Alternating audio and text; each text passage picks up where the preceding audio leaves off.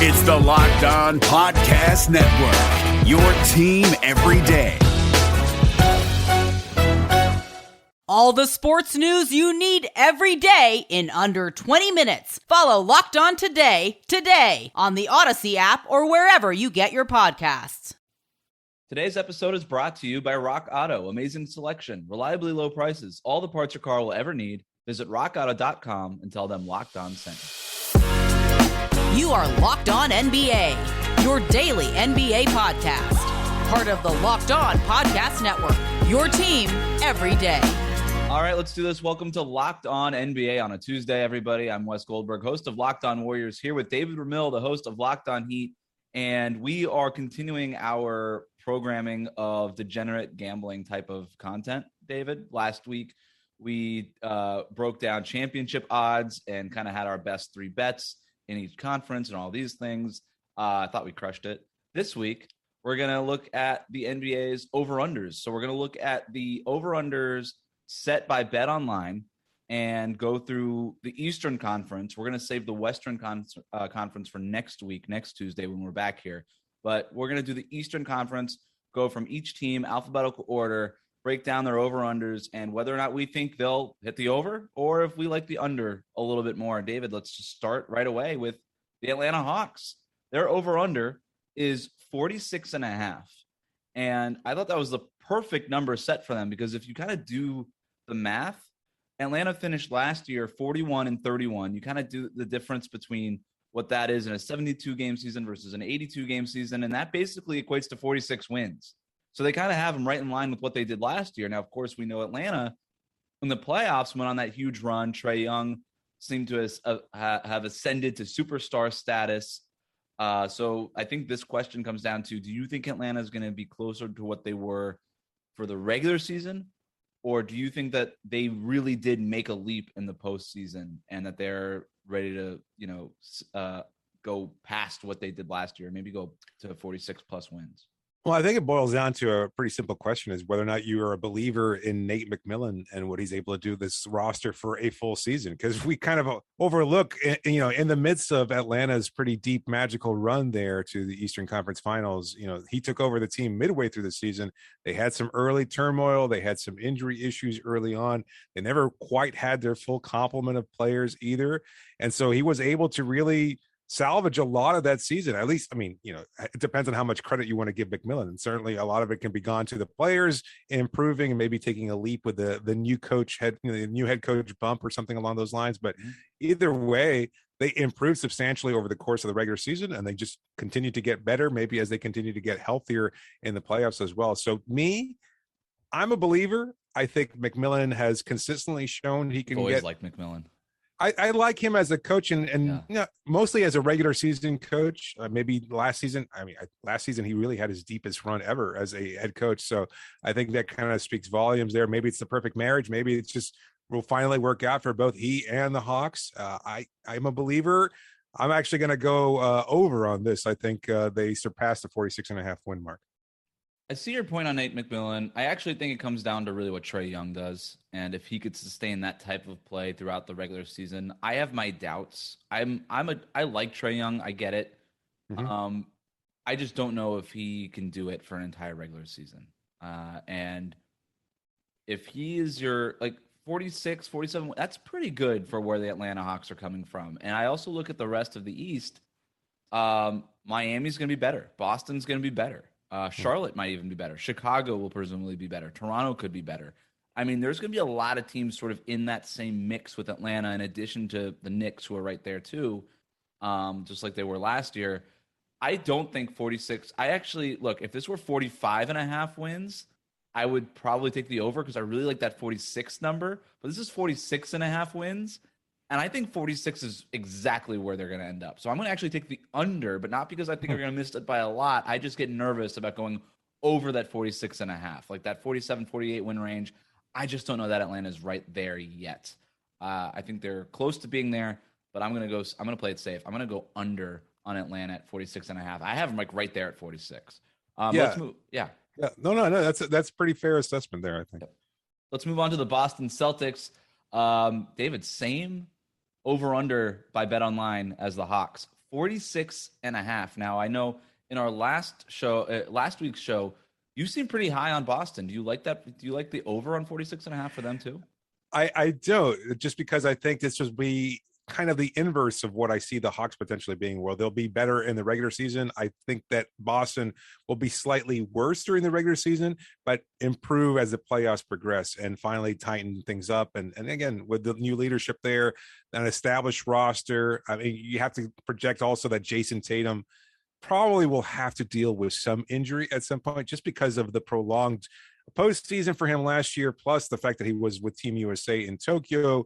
Those kind of things catch up even for a young player like Tatum. And so I think he'll probably have a few weeks missed, maybe even up to a month at some point during the regular season that will cost him there. So I'm going to go with the under, with the expectation that they'll get better as the playoffs go on. Yeah, you can kind of look at this two ways. Like, there might be an adjustment period early on because Brad Stevens isn't the coach. They've moved a lot of, all the head coaching, management changes and stuff. Or does it do the opposite? Does it have the opposite effect and it sort of acts as maybe a jolt, right? We saw, like, last year, you kind of have that fired head coach jolt for Atlanta going from Lloyd Pierce to Nate McMillan. I wonder if you can kind of harness that from the opening. It's different though, right? It's not like they disliked Brad Stevens. From all accounts, Brad was well liked by everybody in that locker room. The difference was Lloyd Pierce was not. And so when they finally got rid of him, all of a sudden now we can turn things around. Now we believe more in Nate McMillan.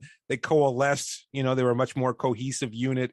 I think this will be a little different. This is a new regime. Take some time to get used to it. They're veterans on that Boston locker room. I just think that eventually they will get better. And I just think that they're a little older group than the Hawks too. So I think they're going to start dealing with some nagging injuries here and there. Yeah, and look, I don't really love their roster anyway. Like Dennis Schroeder, okay. Like, you brought back Al Horford. All right, you're gonna make a big deal out of that, I guess. Wow. I'm gonna go under on Boston at 46.5. And I think I'm with you. I do think when the playoffs roll around, they'll end up being better than what their record is. Like, they're gonna be a dangerous, maybe like back half of the seeding in the East. 6-7. Because I think Jason Tatum has like the perfect game that translates to the playoffs. Jaylen Brown tends to play well in the postseason. I think they could be dangerous, but in the regular season, there's too many depth questions for me with that roster, and a lot of times the kind of regular season success comes down to that. All right, Brooklyn Nets, 55.5 wins, David. Now, I looked back to the last full regular season. Only 3 teams had 55-plus wins when we had the last time we had a full 82-game regular season. So this 55-win territory is kind of rare, right? But then again, you look at all of BetOnline's over-unders, without spoiling too much here, Brooklyn is the only team they have at 55.5. Even Milwaukee, who just won the championship, they have them at 54.5 for their over-under. So they think that Brooklyn at 55.5, you say, yeah, why not? Kevin Durant, Kyrie Irving, James Harden, why wouldn't you be able to do that out of 82 games? But that's tough territory. Yeah. No, and not just that. And, of course, like I said, with Boston, you're going to have some injuries at some point. I think Harden finally has a full summer to kind of just go and relax, and not relax necessarily, but recover and heal. Kyrie similarly has to go through that. Neither of them part of Team USA. KD, conversely, is that too much wear and tear? Like, I'm at a point now where I just, from a medical perspective, not being a doctor at all, I just don't know how he's able to play at such a high level, given the incredible recovery. We've never seen anything like this. Like, players just don't bounce back to that kind of degree.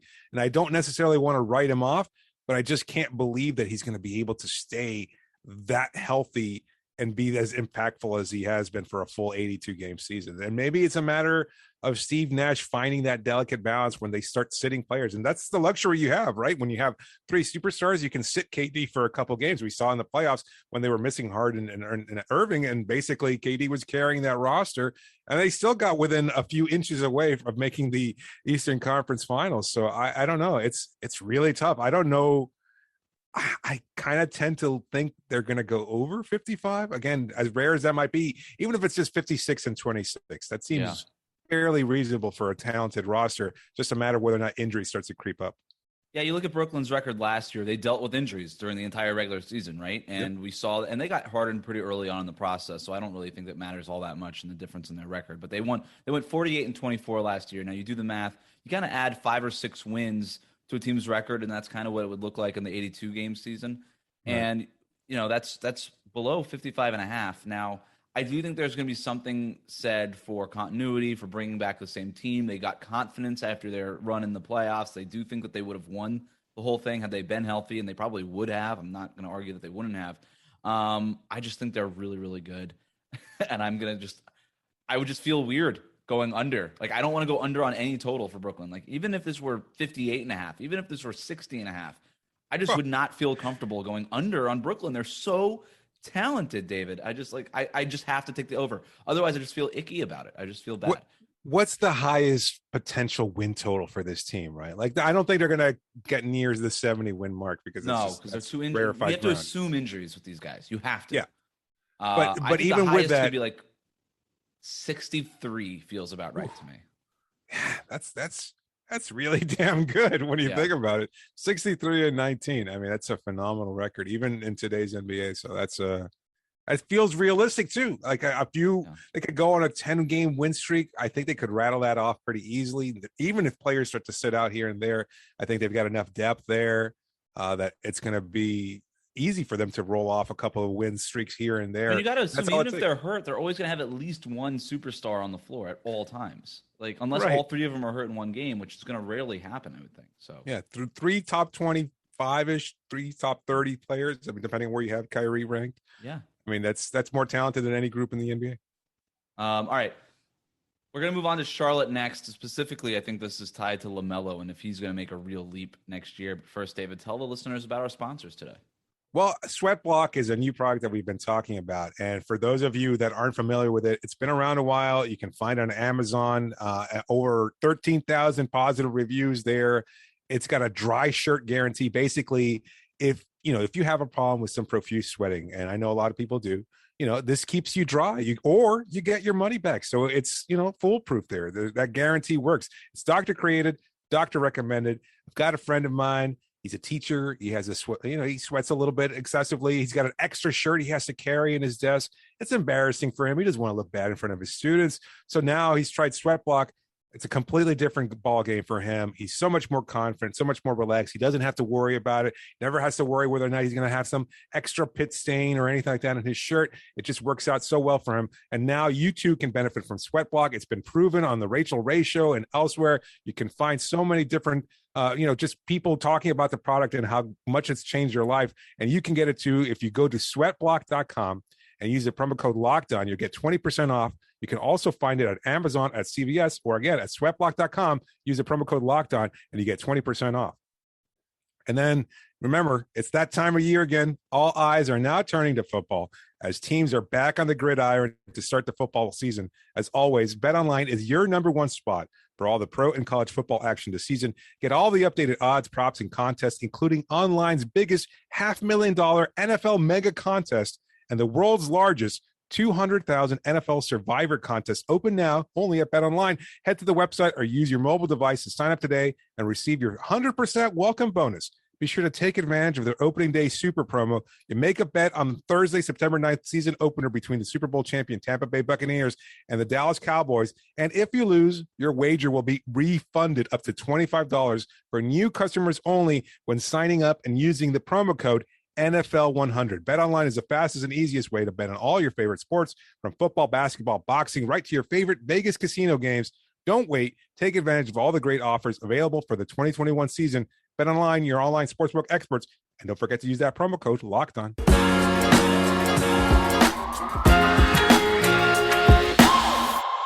All right, back here doing over-unders. We've got the Charlotte Hornets coming up. We've got all the Eastern Conference teams coming up. So the big question, I think, David, with the Hornets is they go last year 33-39, right on the cusp of sort of that play. Like they were in the play-in tournament, kind of in the cusp of the playoffs. A lot of people love LaMelo as a rookie.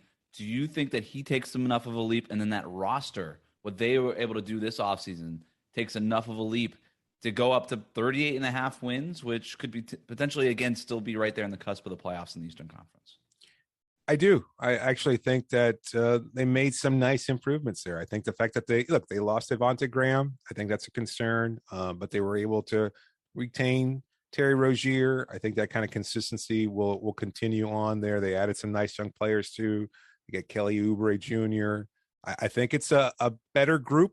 They'll improve. And I like the consistency there. For the first time, it feels like we're able to talk about this Charlotte Hornets team almost progressing in the right direction, not taking a step back, not staying at the same level. And yes, certainly, Ball is at the forefront of that. I don't know how big a role he'll have to play, but I think it's also a deep enough roster and improved enough roster where he doesn't have to be that. Like, I don't know if that's just, maybe I'm making some enemies here online, but I don't think he projects as a superstar necessarily, and I don't think he has to be. I think we've all come under this idea that if you're a top 5 pick, you have to become a superstar, when in reality, you can just be a very good complementary player or a player that facilitates for others. And I think that's the strength of his game. Maybe he'll improve in some areas. Maybe he'll up his scoring totals to some degree, but none of that really matters. It's about his playmaking. It's about his improved defense and things of that sort. And I think if he can start to show that sort of gradual improvement, I think it's going to reap benefits for that Charlotte Hornets squad. So I take the over on this, to be honest with you. I think they could go around 39-40 wins. I'm going to make mine short here. I didn't love their offseason. I like them adding Mason Plumlee at center. Like, it does something, but their other additions were James Bouknight, and the other guy that they got in the draft, Kai Jones in the draft, like 2 young guys. There are some people who love Bouknight as an immediate kind of guy. I'm not totally in on his immediate viability in the NBA. Right. I think long-term he could be very good. He's not like an immediate contributor. And then for LaMelo, for every night that he was amazing, there were nights where he just was completely off and shot the Hornets out of the game and things like that. Sure. So I love the young pieces here. I think their ceiling, I think their long-term outlook is really, really good. It's as good as anybody else in the East, for the most part, right in this range. But as far as this season, I have them under 38.5 wins. I just think that's kind of right at the height of their total there. I thought everything broke right early on for them in the season, but as the season went along, people started to figure out LaMelo, figure out that team, and I just thought during this offseason, they added some nice pieces for the long term, but I don't think they did really anything to help themselves get better in the short term.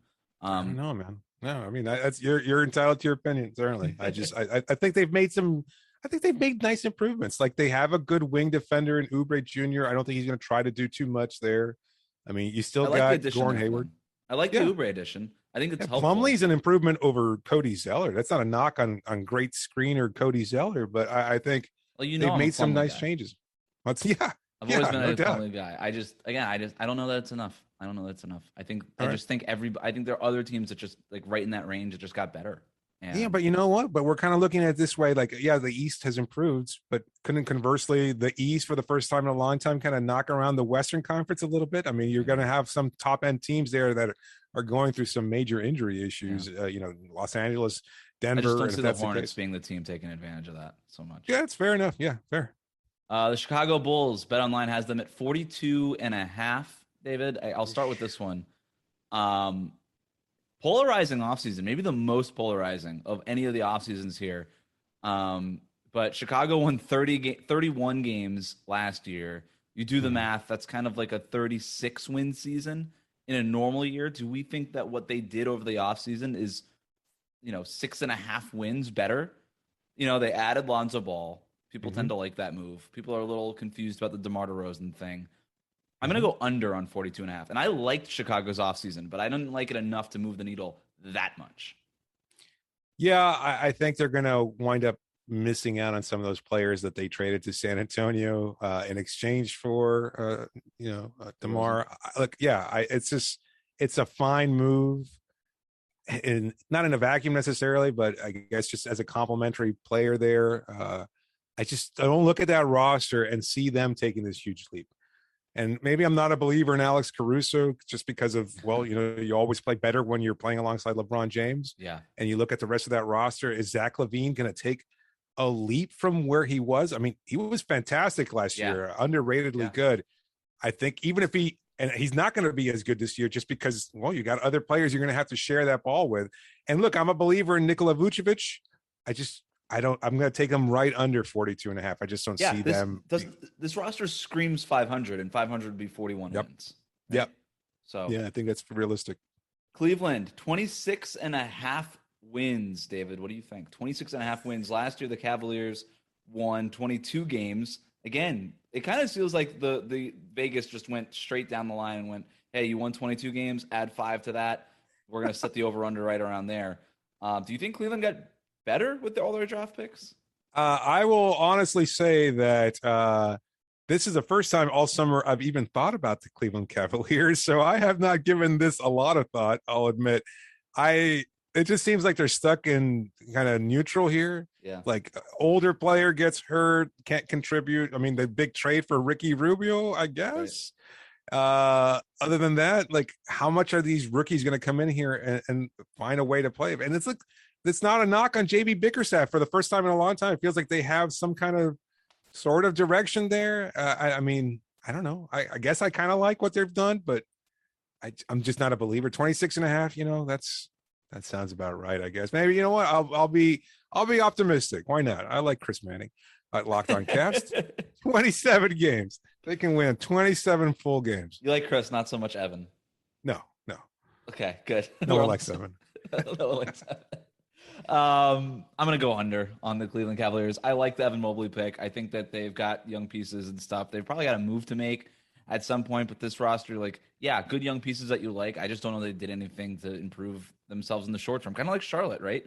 Like you can pay Jared Allen a lot of money, though. I like Jared Allen, man. I do. And like Ricky Rubio Larry Nance is going to come back. Good. He's going to be healthy. Mm-hmm. Yeah, I guess you're going to get a leap from Darius Garland, and there's been some Colin Sexton stuff. I don't know.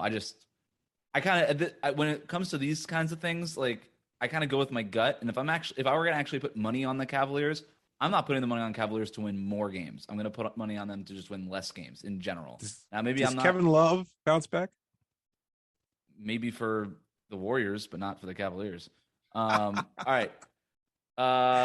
Next is the Detroit Pistons at 25.5 wins, David. We're going to talk about them next and how number 1 pick Cade Cunningham can improve their odds. But first, let's talk about our sponsors. Look, there's a lot of guessing games when it comes to the NBA draft. You never know what you're going to get, even out of a top 5 player. You don't have to worry about that when it comes to a company that's been serving auto parts customers online for 2 decades, 20 years, a family-owned business that's been serving customers just like you when you're finding or looking for the parts you need for your car or truck. There's no place that you should be going to other than rockauto.com. Their website is so easy to navigate, just a few easy clicks, and you get exactly what you need, no fuss, no muss, and you pay the same price as anybody else, whether you're a mechanic or a do-it-yourselfer that wants to save a little money. So rockauto.com is the place for you. So if you go to rockauto.com right now, find the parts that you're looking for your car or truck, then go to the section that says, how did you hear about us? And write the phrase locked on so they know we sent you. Amazing selection, reliably low prices, all the parts your car will ever need. That's rockauto.com.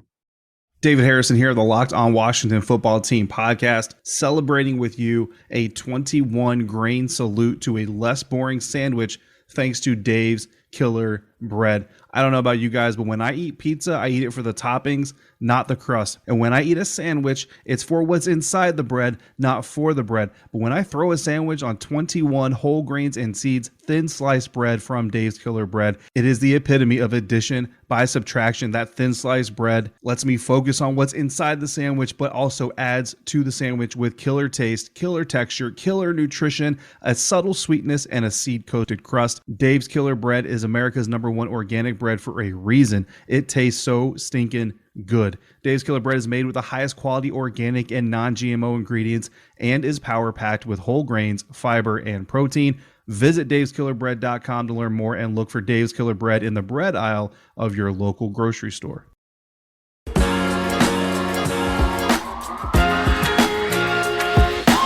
All right, over-unders. We go to the Detroit Pistons now. BetOnline has the Pistons at 25.5 wins, David. They draft Cade Cunningham with the #1 pick in the draft. They have their young players, Sadiq Bey, Killian Hayes, all coming back. They added Kelly Olynyk in the offseason, which we like. That's huge. Huge.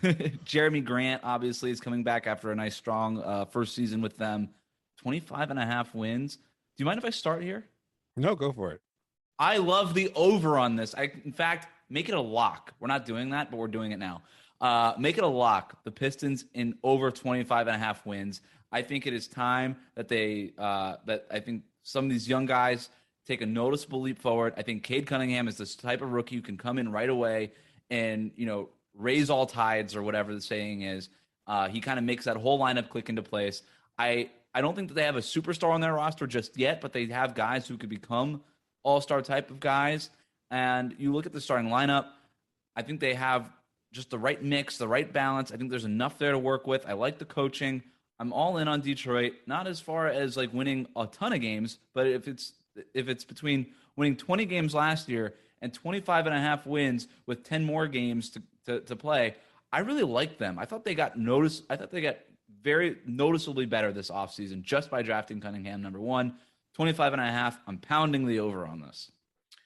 You know what? I'll agree with you on this one too. I also have not given Detroit a lot of thought there. I just think that the reality is that now you don't have the Blake Griffin situation hanging over the roster. You've got a clean break here.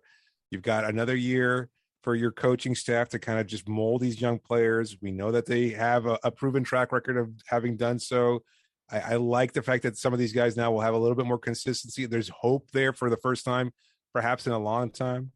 I do also think that they'll figure it out. And maybe, they're not going to win a lot of games. It's not going to be a huge over, but I do like the over on that. Speed round here. Indiana Pacers, 42.5. Over or under? Under. I got them on under 2. I mean, they won 34 games last year. I don't know that they did anything that mattered this summer. I'm taking the under on 42.5. All right, moving on to the Miami Heat. 48.5 wins, David. They win 40 games last year. The Heat make big additions in adding Kyle Lowry. They get Jimmy Butler to sign the extension. They're bringing back Victor Oladipo, who they hope to get at some point during the season. Yes, they lose Trevor Ariza. They lose Andre Iguodala, but they bring in PJ Tucker. They bring in Markieff Morris. The Miami Heat, one of the winners of the offseason. Was it enough to get the over on 48.5? I have them with the over there. I just think that this is a team that recognizes they need to be able to secure home court advantage in the playoffs. I think they're going to have a renewed sense of purpose with the addition of Kyle Lowry. They're going to be a really good defensive team. And while that might necessarily make a change in the postseason in a 7-game series, I think they're just going to beat up teams a lot. It's going to make them challenge. It's going to make it challenging for any opponents to try and find an easy way to score there. At least that's just my feeling on how this team shapes up. So I like the over. It won't be by much, 49 games. I can't see this as a 50-win team. I wouldn't be surprised either. I mean, look, we're going to get another year, a full offseason for Tyler Hero. I know a lot of people think he took a step back last year. He did not. He actually improved in many avenues. He's going to be their sixth man now. There's no debating that. There's no Kendrick Nunn taking those minutes away. And for all you Lakers fans that have expectations of Kendrick playing great defense, forget about it. He doesn't. And Tyler Hero may not be very good defensively, but he's a hell of a scorer, and he's going to be able to show that with that second unit. I think it's going to be a much improved team.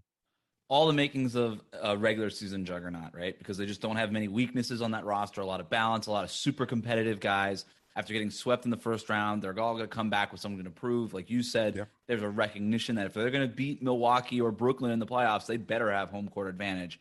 I think the regular season matters for Miami, maybe more than any other team in the Eastern Conference right now, as far as when you talk about that upper crust of teams. And so I like the over on Miami at 48.5. I don't think it's out of the realm of possibility that they win 50 games. Like, there's just not that many weaknesses on that roster. In the regular season, that stuff really matters, and playing hard every night really matters. In the postseason, we'll see if it makes much of a difference. They're better. Most certainly they are much better. If they're healthy. As far as getting to that Brooklyn-Milwaukee level, I don't know that they're that good. But I think in the regular season, they could be very good.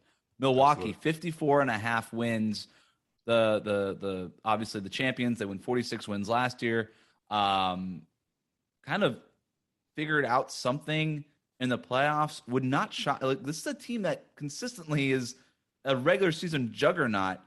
54.5 wins kind of seems like a little low to me when you consider that Brooklyn is sitting there with 55.5.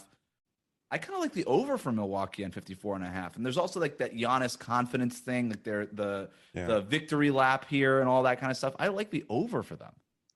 I feel like they're going to go under this because one also, like I mentioned with Brooklyn, now you've got Chris Middleton with a really long postseason, going to Tokyo. You got Drew Holiday with a really long postseason. And I think part of the impact of winning a lot of games of the regular season was partly because they really failed in the postseason for so many years. They kind of fell short of their own expectations. And so they had to have something to prove, right? Like, oh, we're MVP. We have an MVP on our roster. We have a defensive player of the year, or maybe two, if you think of Brook Lopez in those lines. Now, look, they're the champs. They don't have as much to prove. They can turn it up in the postseason because now they do have that renewed confidence. So it's not about winning 50 games. It's about knowing that we can beat Brooklyn in the playoffs, or Philadelphia, or Miami, or whoever else you face in the Eastern Conference. So I think they're going to ease off a little bit, knowing that they have another notch they can reach, another notch that they can add. And I think that's the approach for the season. I might be wrong, but we'll see. The Knicks, 42.5 wins. This one's tough. They won 41 games last year. Then they add Kemba Walker, Evan Fournier. Now, look, I'm not the biggest fan of those additions, but I like that they kept all their guys too.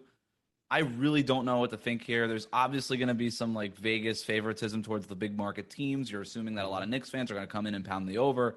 Maybe that elevates things a lot. But you look at these other over-unders that are set, they don't seem very confident in the Knicks, because you see these other teams getting +5, +6 on their regular season total last year that come back with largely the same roster. The Knicks come back with largely the same roster. If anything, they added a couple of important rotation pieces. And instead of giving them 5 or 6 wins, they give them 1.5, from 41 to 42.5. So it doesn't sound like, at first it was like, oh, okay, maybe there's some confidence here. But Vegas does not seem very confident with the Knicks. Yeah, I think they exceeded expectations last year, and I think they might take a step back. It's not that I don't like that roster necessarily, but Randall got paid, everybody else got paid. I think you can kind of ease back a little bit. I think Thibodeau, as we've seen in the past, doesn't necessarily have that ability to maximize the most out of players this consistency. I mean, even if you bring back a guy like Taj Gibson, which, fine, as a locker room presence, I totally get it. You bring back Derrick Rose, but he's older. Everybody's older on that roster. Can Fournier take a huge leap? Is he going to be the kind of guy? Yeah, I don't see it either. And I like Evan. I mean, I just don't see him being able to provide much of a punch. And I'm unfortunately not a believer in Kemba's knees at this point. So I'm taking an under on that. Both of their moves, the Evan Fournier move, the Kemba Walker move, just seemed like name moves to make moves. Like, the value in those things are fine. I didn't love the Fournier contract. Obviously, getting Kemba for what you got him for is fine. I don't think you were planning around that in any way. But like Julius Randle, I know he's awesome. I know Knicks fans love him. But when we look back on his career, like, what are the odds that he just had the best season of his career? Like 98%, right? Like, he's no Chris Bosh, that's for sure. RJ Barrett, if he takes a leap, that can make a huge difference, right? In this team's ceiling. He'll get less shots though, right? He'll get less shots with Fournier on the roster and Walker on the roster. That's just the whole way it works out. Yeah, and he, to me, is a swing factor. I'm going to go under on the Knicks as well. So I'm right there with you. The Orlando Magic at 23.5 wins. Let's speed around this thing. Under. Crush the under there. All right, crushing the under. Philadelphia, 51.5 wins. It's another one of our 50 plus ones. So they won 49 games last year, right? So you just add 5 games to that. They should be well above 51.5. But I think maybe some of the stuff about the fact that they don't fit very well, this Ben Simmons mess, like, is he going to be on the team? If he's not, what did they get for him in a trade? Like, a lot of question marks in the air. But David, I like the over for them at 51.5. I just think Joel Embiid is the real deal. Obviously, he can get hurt, but there's enough on that roster that I like. If you do trade Ben Simmons, you're going to get something back for him that's probably a better fit, and that could give them like a late season spurt. Joel Embiid's a bona fide MVP guy. I like Philly more than 51.5 wins. I just don't see this team winning like 49 games. I think they're going to win more than like 50, 51 games, and if it's that close, I'm going to take the over. Yeah, that's fair. I was debating this even as you're talking about it. I'm thinking to myself, man, it seems like an under for me, because I just think that the Simmons drama is going to hang over them to some degree. We were already hearing scuttle about them, that maybe he won't report to camp and maybe he'll force their hand. And you never want that to drag on too long, because that definitely impacts chemistry and your ability to form any kind of cohesion and things of that sort. But maybe it's all overblown. We'll see how it works out. I mean, the Andre Drummond addition is adding Andre Drummond. It's really not that big a deal. I'll go over too, because for the shortcomings of this team aren't in the regular season, and they're always in the postseason. So if anything, I say that they're probably going to win a lot of games during the regular season, not so much in the postseason. They've consistently done that, right? I think that's a really good point. Like, this is a regular season team. They didn't do anything to make us change what they think of what they are in the regular season. It's just if you make a Ben Simmons trade, that's a postseason move, right? All right. Last two teams, we got the Toronto Raptors and then the Washington Wizards. So we got the Raptors here at 36.5. They take Scotty Barnes in the draft. They bring back Fred VanVleet. They lose Kyle Lowry. Pascal Siakam is still on this team for now. Toronto, 36.5 wins after winning, 27 last year. Did they do enough to improve that much? Well, I think a lot of it is whether or not Goran Dragic reports, right? I mean, at this point, it seems like they still are playing hardball, trying to figure out what to do with his contract. I don't know that he's going to be a Raptor at any point soon. Raptors fans don't want him. Goran doesn't want to be there. So it's a big question. I think if he comes in, like the expectation is that he'll be a six man, which is fine, but he's a solid six man in that role. If he's healthy, he can certainly improve. But I think you're losing so much of the culture that Kyle Lowry and DeMar DeRozan built there with Lowry's, going on to Miami now. I wonder who's going to be able to take over as the emotional leader of that team. And I think that really matters. I think, we saw that with Kawhi Leonard, that when he went to that team, yes, he provided a lot of on-court production, but off the court, it was still about Lowry and everybody else in that roster. They were able to succeed the following year, even without Kawhi Leonard's talents there. Now you remove Lowry from the equation. This seems like a team that's going to be trying to find an identity. It's going to be the most challenging season of Nick Nurse's career, even despite what he had to go through last year, in my opinion. So I'm taking the under on this. I'm going to disagree with you on this. I like the over, and you mentioned why. Nick Nurse. I think he gets so much out of his teams. Last year was the season from hell where they had to play in Tampa, of all places. No doubt. And now they get to go back. I think as far as emotional leaders, I love that Fred VanVleet is still there. I think that he kind of assumes that title. He's been sort of groomed for this. I think he's ready for it. I think Pascal Siakam can come out and be the anchor of your offense. You assume improvements, not just from Siakam and VanVleet, but from Anunoby, from these other guys on that roster. Gary Trent Jr. You're going to get improvement from him. I think that people really like Scotty Barnes' potential to give you something right away there. And again, I think there's a lot of options on this roster. Yeah, you don't really have like the high ceiling of a guy like Kawhi or even Kyle Lowry anymore, but you have options. I like Nick Nurse's ability to get the most out of them. I think they're going to be refreshed, and 36.5 wins to me for a team that was in the finals in 2019. Yeah, they've lost a ton of pieces, all their most important pieces, but I think there's still something there as far as a culture is concerned. And so I think I would bet on them going. I mean, 36.5 is a lot. I don't know if they get to 500, but I think maybe they're somewhere in the middle there. That's fair. All right, our last one is the Washington Wizards at 33.5.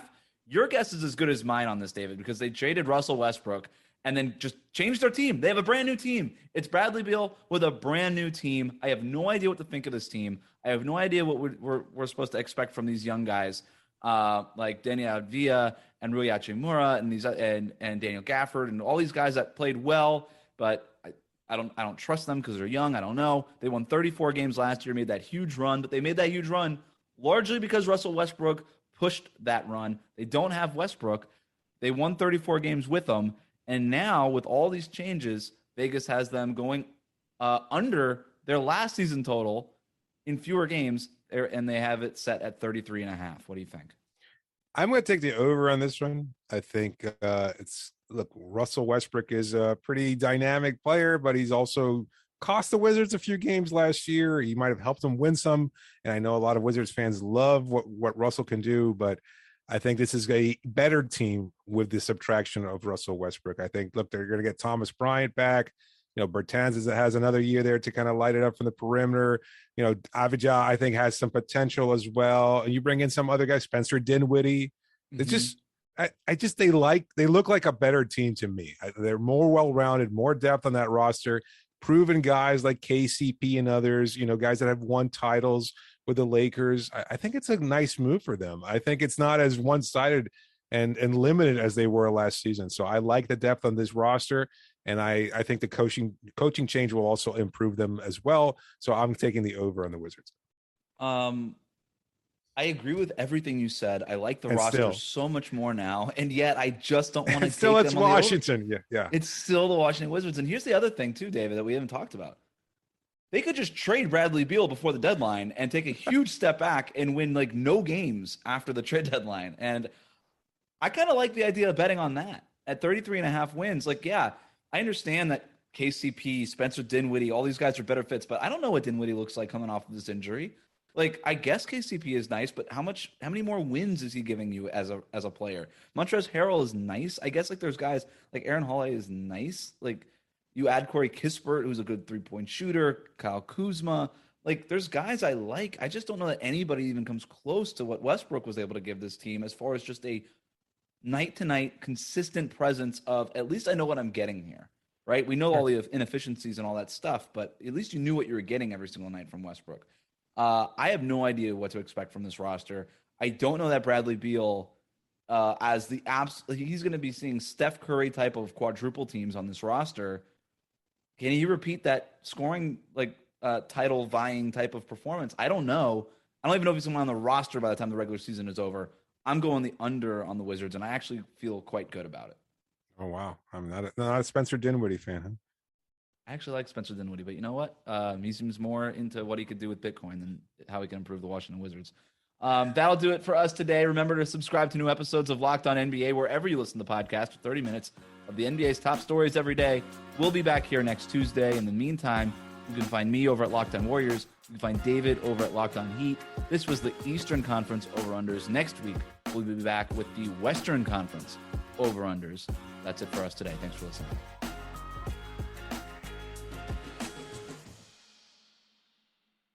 The two top teams in baseball battle it out for 10 in a row. Here's what our local experts are locked on today.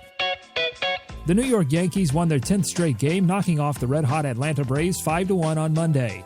The Yankees are still second to the Rays in the AL East, but for how long? Subscribe to Locked On Yankees on YouTube today to get Stacey Gotsulias' take on one of the most competitive division races in the MLB. New England Patriots quarterback Cam Newton will miss at least 3 days of practice after traveling to a team-approved, out-of-town medical appointment due to what the team is calling a, quote, misunderstanding about tests conducted away from NFL facilities. Could this open the door for rookie quarterback Mac Jones to get the starting job on Week 1? Listen to the Locked On Patriots podcast today to find out. On Locked On NHL, they are ranking the top 50 players heading into the NHL's 2021-2022 season. Subscribe to Locked On NHL on YouTube to watch or wherever you get podcasts to listen. Local experts on the biggest stories, it's the Locked On Podcast Network, your team every day.